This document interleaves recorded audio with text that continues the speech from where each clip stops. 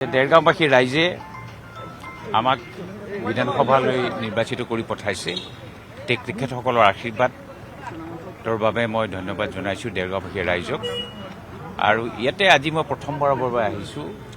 গণতন্ত্ৰৰ মন্দিৰ বিধানসভা যিটো চৌহদ, তাত আজি মোৰ প্ৰথম পদক্ষেপ হ'ব। আৰু মই আশা ৰাখিছোঁ যে আজি দিনটোৰ যি কাৰ্যাৱলী আছে সেইখিনিত আমি থাকিম। আজি বৰ বিশেষ কাৰ্যসূচী নাই।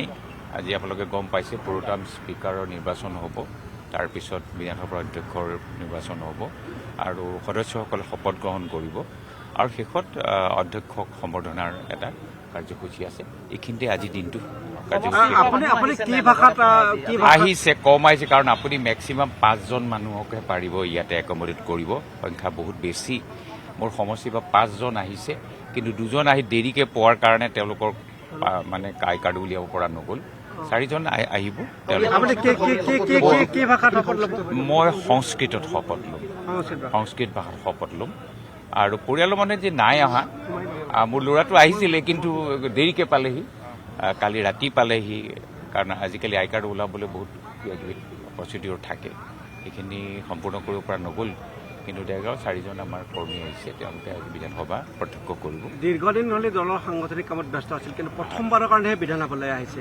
এই মুহূৰ্তত কি ক'ব? নাই, প্ৰথম কথা হ'ল যে আমি দলৰ একোজন নিষ্ঠাৱান কৰ্মী। আমি যোৱা 33টা বছৰ এই দলটোক সেৱা কৰিছোঁ আৰু বিভিন্ন পদবীত মই অধিষ্ঠিত হৈছোঁ। এই দলৰ ৰাজ্যিক উপসভাপতি পৰ্যন্ত মই ইয়াতে কাৰ্যনিৰ্বাহ কৰিছোঁ আৰু দলে আমাক এটা স্বীকৃতি দিছে আৰু সেই সূত্ৰে মই আজি বিধানসভালৈ নিৰ্বাচিত হৈ আহিবলৈ সুবিধা পাইছোঁ। ধন্যবাদ।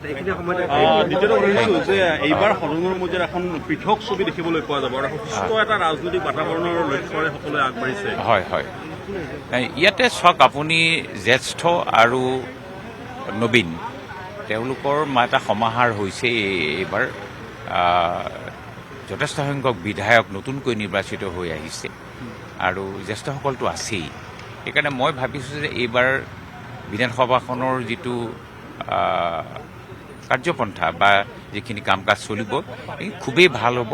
খুব গণতান্ত্ৰিক পৰম্পৰা অনুসৰণ কৰি এই কামখিনি হ'ব।